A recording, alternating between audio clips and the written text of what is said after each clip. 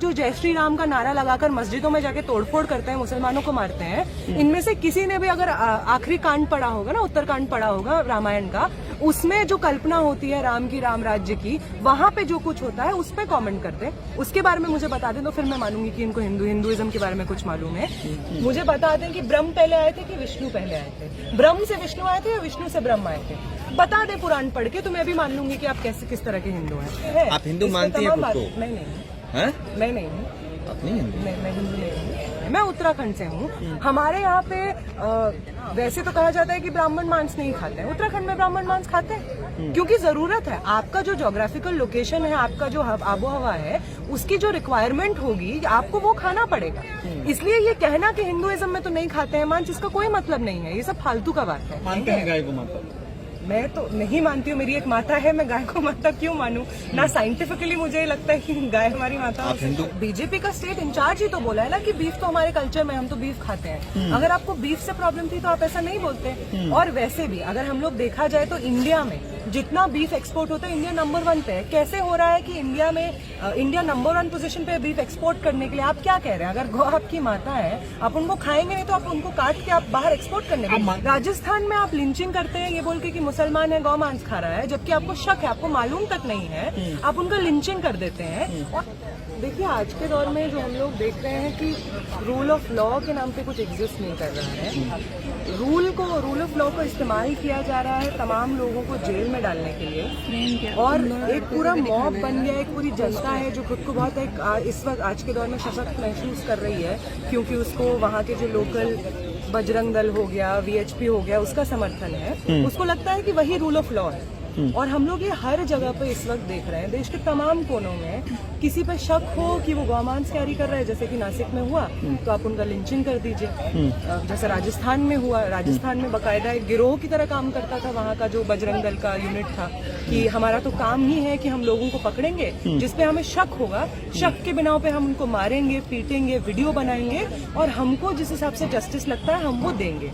Rule of law का काम ही ये होता है कि जनता में जो भी कुछ आक्रोश है, जो भी कुछ ये सब चीजें क्रिमिनल एक्टिविटीज हो रही हैं, उसको चैनलाइज करें, उसको काउंटर करें। अमेरिका में मोदी जी क्या क्या है कि भाई हमारे देश के अंदर जो है, जो डेमोक्रेसी है वो डीएनए में है, और यहाँ पे कोई भेदभाव नहीं है। डेमोक्रेसी है तो भेदभाव का कोई मतलब नहीं होता है। लेकिन यहाँ पे जिस तरीके से हमले हो रहे हैं मुसलमानों पे, ये जो पूरा मामला सामने आया है अभी महाराष्ट्र, इसको आप कैसे देख रहे हैं? और उधर मिस्र के अंदर मोदी जी जो है वहाँ पे मस्जिद के अंदर भी जा रहे हैं और यहाँ पर मुसलमानों पर हमला हो रहा है, तो क्या लिंक आपको नजर आ रहा है सर? देखिए, लिंक ये है कि जब सत्ता को जो रूप धारण करने की जरूरत महसूस होती है सत्ता में कायम रहने के लिए, वो रूप को धारण कर लेती है। इसलिए हम लोग देखते हैं कि जब राजस्थान में मोनू मानेसर लिंचिंग करते हैं 2 मुस्लिम आदमियों की, ये बोल के कि ये लोग तो गौ मांस खा रहे थे, वहीं पे जब मेघालय में इलेक्शन चलता है तो बीजेपी के ही जो वहाँ पे स्टेट के इंचार्ज हैं वो कहते हैं कि यहाँ पे तो हम बीफ खाते हैं, ये हमारे कल्चर का हिस्सा है। तो जिस स्टेट में इलेक्शन है या जिस स्टेट में आप जैसे काम करना चाहते हैं, जो सोच के जो कह के आपको फायदा, आप उस स्टेट में वो कहते हैं। राजस्थान में आप लिंचिंग करते हैं ये बोल के कि मुसलमान है, गौ मांस खा रहा है, जबकि आपको शक है, आपको मालूम तक नहीं है, आप उनका लिंचिंग कर देते हैं। और बाकी राज्यों में जहाँ आप ये कह रहे हैं कि अगर बीजेपी को बीफ खाने से किसी स्टेट में अगर बीफ खाया जा रहा है, वहाँ पे अगर वोट मिलता है तो उसको कोई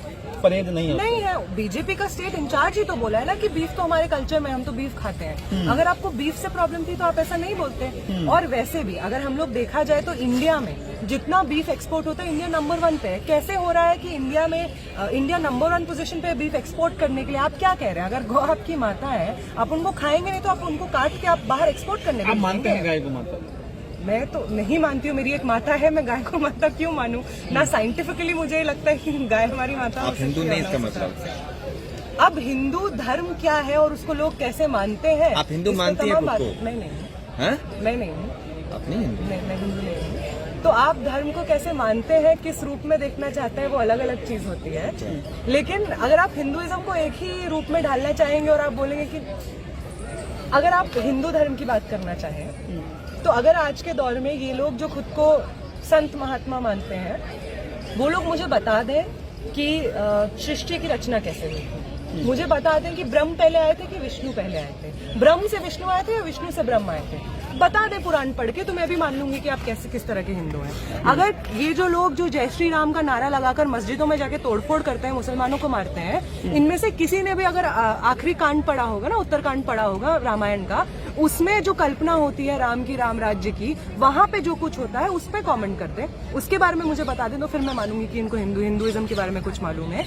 आप हिंदू होने के नाते खुद कहते हैं ये लोग कि हिंदू एक धर्म नहीं है, हम तो एक समाज है। अगर आप एक समाज है तो उस समाज में कौन इंसान कैसे मानना चाहता है, कैसी श्रद्धा रखना चाहता है, क्या करना चाहता है, कैसे पूजा करना चाहता है, कौन से रस्म रिवाज में मानता है, ये बहुत चेंज आ जाता है। मैं उत्तराखंड से हूँ, हमारे यहाँ पे वैसे तो कहा जाता है कि ब्राह्मण मांस नहीं खाते हैं, उत्तराखंड में ब्राह्मण मांस खाते हैं क्योंकि जरूरत है। आपका जो ज्योग्राफिकल लोकेशन है, आपका जो आबो हवा है, उसकी जो रिक्वायरमेंट होगी आपको वो खाना पड़ेगा।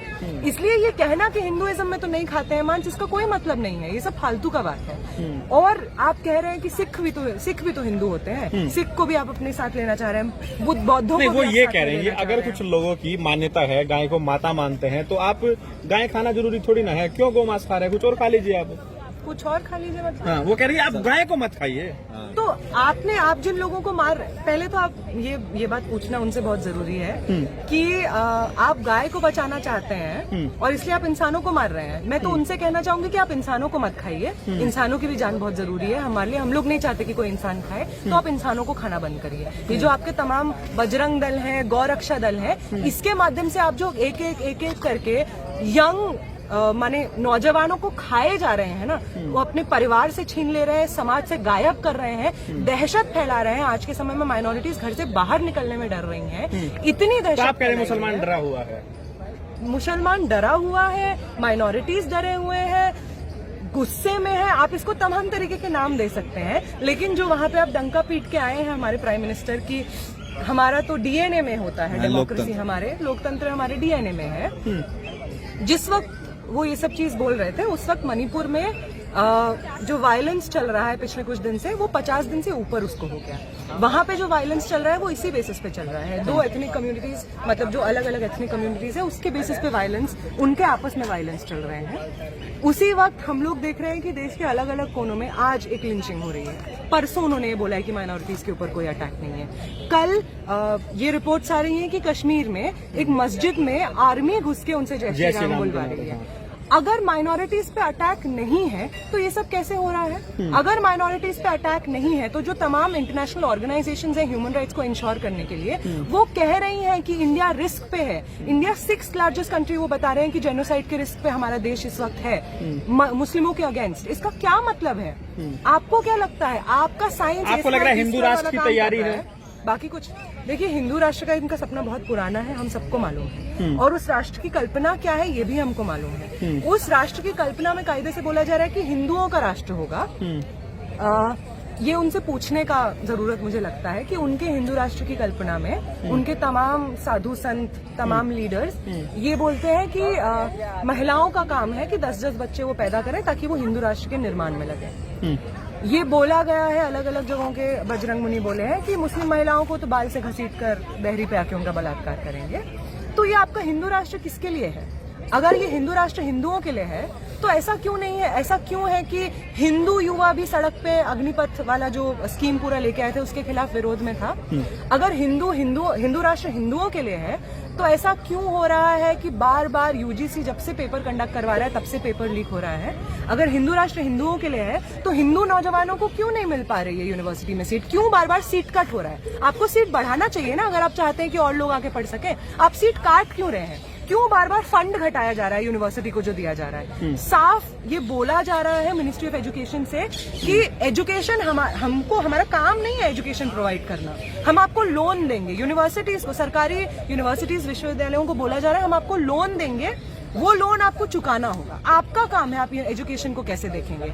ये बात बोली जा रही है। अगर आपका कोई काम नहीं है, एजुकेशन आपका काम नहीं है, एम्प्लॉयमेंट आपका काम नहीं है, जस्टिस, न्याय, रूल व्यवस्था कोई आपका काम नहीं है, तो हट जाइए कुर्सी से। आपको इसीलिए तो बना के भेजा है, कोई जरूरत नहीं है आपकी फिर कि कोई और सरकार आएगी काम करेगी। 2016 से जिस तरह से देखे अखलाक का मामला सामने आया था दादरी से, उसके बाद से पहलू खान हो गए, जुनैद, नासिर, कि ये फेरिस्त है इतनी लंबी हो गई है कि आप उंगली पे गिना नहीं जा सकता। लगातार अभी कुछ दिनों पहले राजस्थान में के भरतपुर में हुआ, नासिरुद्दीन को मार दिया गया बेरहमी से, और अब यहाँ पे हो गया। कब तक ये चलता रहेगा, रुकेगा कब? देखिए, अगर आप सच में पूछे तो ये तब तक चलता रहेगा जब तक ये जंतर मंतर, ये दिल्ली की सड़कें, इस देश में जो अलग अलग राज्य हैं, मिनिस्ट्रीज हैं, जो भी जगह है उसकी सड़कें देश की जनता जाम नहीं कर देती, तब तक ये चलता रहेगा। अगर हम कुछ भी उम्मीद ढूंढना चाहते हैं, कुछ भी जस्टिस की उम्मीद रखना चाहते हैं, तो हमको एक दूसरे से रखनी होगी, क्योंकि सरकार हमें जस्टिस प्रोवाइड करेगी, रूल ऑफ लॉ हमको प्रोवाइड करेगा, या जो तमाम जजेस बैठे हुए हैं कोर्ट्स में, जो बार बार यूएपीए का जितनी बार सुनवाई आता है, जो भी पॉलिटिकल प्रिजनर्स का सुनवाई आता है, वो हर बार उनका बेल डिनाई कर देते हैं। इनसे आप किस हद तक जस्टिस का डिमांड उम्मीद रख सकते हैं, ये एक सवाल की बात है। अगर किसी से उम्मीद की बात है तो वो एक दूसरे से रखनी होगी।